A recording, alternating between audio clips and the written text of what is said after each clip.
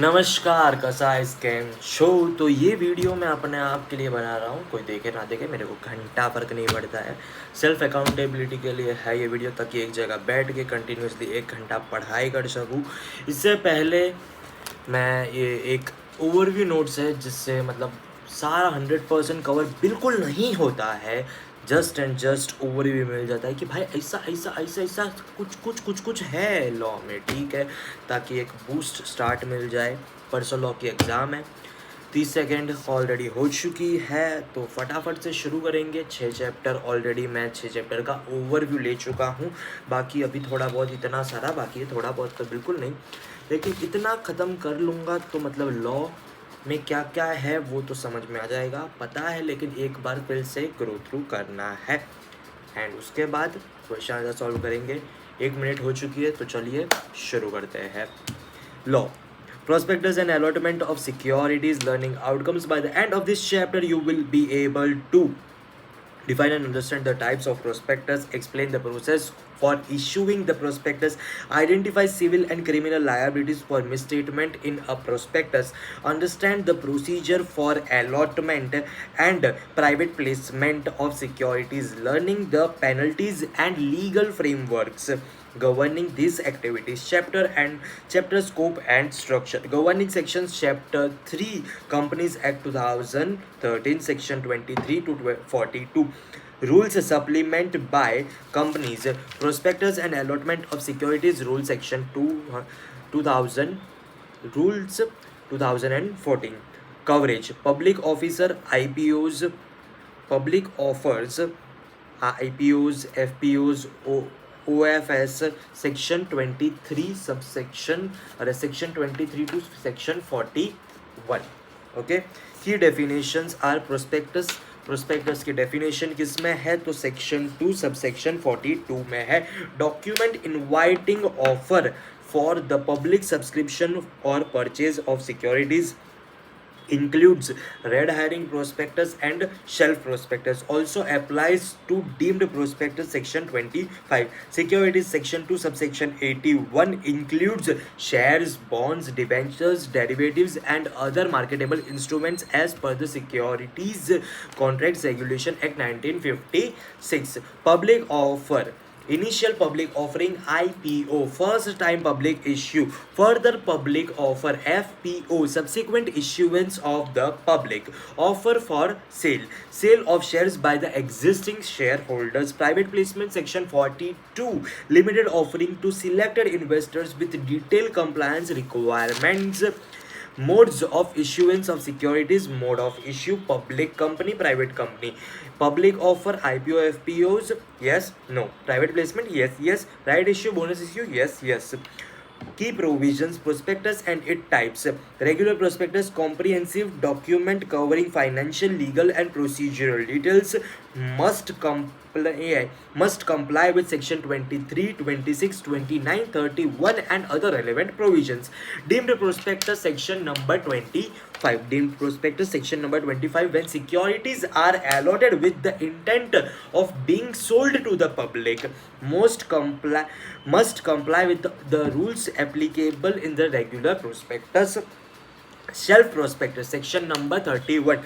Shelf prospectus section number 31 issued for multiple securities offers over the specified period up to 1 year, requires filing of information memorandum with each subsequent issue. Red herring prospectus section number 32 32 मार के 32 गाल लाल कर दी है। Red hiring prospectus used during the book building process does not specify price and quantity of securities initially. Does not specify price and quantity of securities initially. समझ लगा है। Average prospectus section number 33. A summary of the full prospectus must accompany application form. Issuance procedures, filing requirement section number 26. Prospectus must be filing requirement section number 26. Prospectus must be signed by all the named directors and filed with the registrar. must include a declaration of compliance with applicable laws. Allotment condition section number 639. Minimum subscription must be received 90% of the issue. Application must be application money must be refunded within the 15 days. Within the 15 days if the minimum subscription is not achieved. समजलं काय? Minimum subscription 90% અને 15 ડેઝમાં refund કરી દેવાનું. Letter dematerialization section number 29. Public offer must be in dematerialized form. Certain unlisted companies are required to hold securities only in dematerialized form. Liabilities and misstatement in the prospectus. Civil liability section number 35. Section number 35. Civil liability applies to the company directors and promoters and experts. Compensation for losses due to false or misleading statements. क्या करना है? Compensate करना है for losses. अगर loss हुआ है तो ही हम कंपेंसेट करेंगे, लॉस हुआ है तो ही हम लायबल होंगे. सेक्शन नंबर 35 में सिविल लायबिलिटी में. क्रिमिनल लायबिलिटी उससे ऊपर. Section number 34. Issuing the misleading prospectus can result in the punishment under section हमारा सबका प्यारा 447 म्हणजे काय? Fraudulent inducement. Section number 36. False promises और concealment to induce investments is punishable under section 447. प्यार से फुसला के अगर गलत अलॉटमेंट कर दिया तो वो लायबल होगा 447 में. लेकिन इसका सेक्शन कौन सा है? सेक्शन नंबर है 36. फॉल्स प्रॉमिसेस, झूठे वादे करके कंसीलमेंट करके इंड्यूस कर दिया कि भाई हमें इन्वेस्ट तो कर. झूठे प्रोमिसेस किए और बोला तुम मेरे में इन्वेस्ट तो कर. समजलं काय? Private placement 42 private placement. Securities offered to a selected group of investors requires filing the private placement offer letter PAS4 form number है.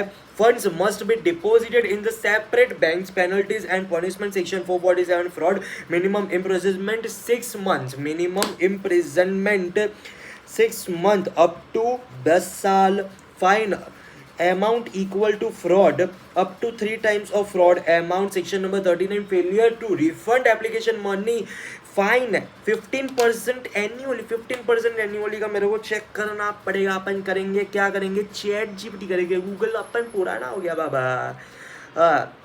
चलो भाई किधर गया? हाँ, section number 39 of companies act बताएगा. अच्छा बताएगा अपने को. फटाफट बोलना ला. Section number 39 deals with. भाई मेरे को बता तू खाली मेरे को ये जो फाइन वाला अमाउंट है ना,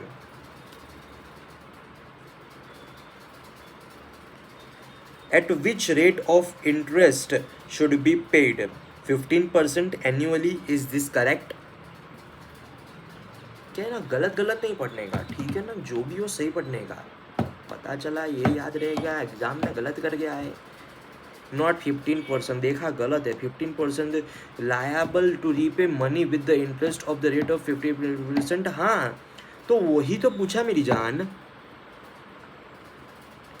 द लॉ स्पेसिफिकली मेंशन 15% इतना मिनिमम सब्सक्रिप्शन नॉट रिसीव्ड इतना रिफंडेड. हाँ तो बराबरी तो था. देखा बराबरी है. डाउट इंसान को मारता है, ऐसा मारता है. Section number 39. अब नहीं भूलेगा भाई. 15% इंटरेस्ट एन्युअली देना पड़ता है और फाइन तो देनी ही पड़ेगी. Section number 38. Personation making application in fiction names in punishable under section 447. अलग झूठे नाम से मैं बोलूँगा मैं कौन है, मैं अलादीन है, मैं अलादीन के नाम से डालता है एप्लीकेशन. वो बोलेगा इधर आ चकली. सेक्शन नंबर 38 में. ठीक है. फिर एडिशनल की points. Variation terms section 27. Variation term section 27 requires share holder approval via special resolution. Changes must be publish in newspaper. Descending share holders must give an exit offer.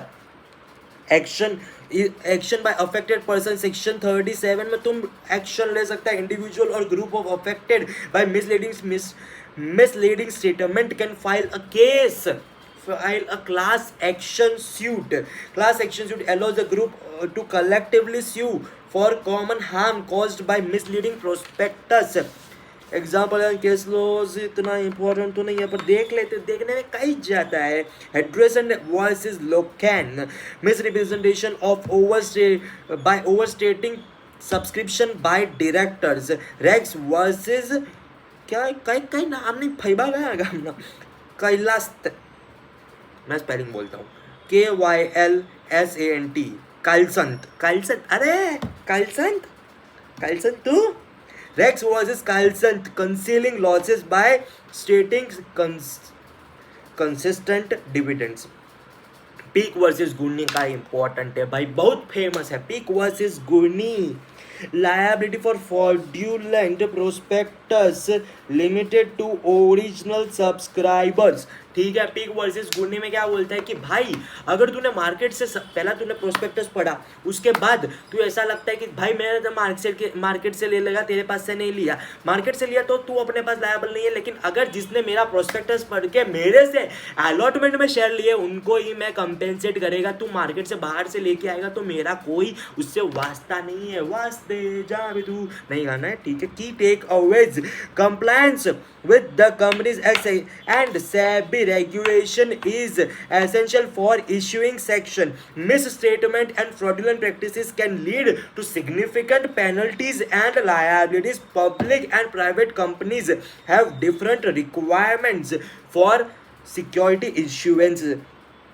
Public private companies have different requirements for security insurance. इतने में ये chapter खत्म हो गया। मेरे को पता है इस चैप्टर में बहुत कुछ छूटा रहेगा, लेकिन जो बड़ा self prospectus, red herring prospectus, penalty वगैरह जो इम्पोर्टेंट था वो आ गया ना मेरी जान। अभी इसके बाद मैं इसका डिटेल पढ़ेगा, ठीक है, लेकिन इससे पहले इसका डिटेल पढ़ूँ इससे पहले मैं दूसरा चैप्टर कर लूँगा। ऐसा पूरा लॉ का ओवरव्यू लेने का है, ठीक है।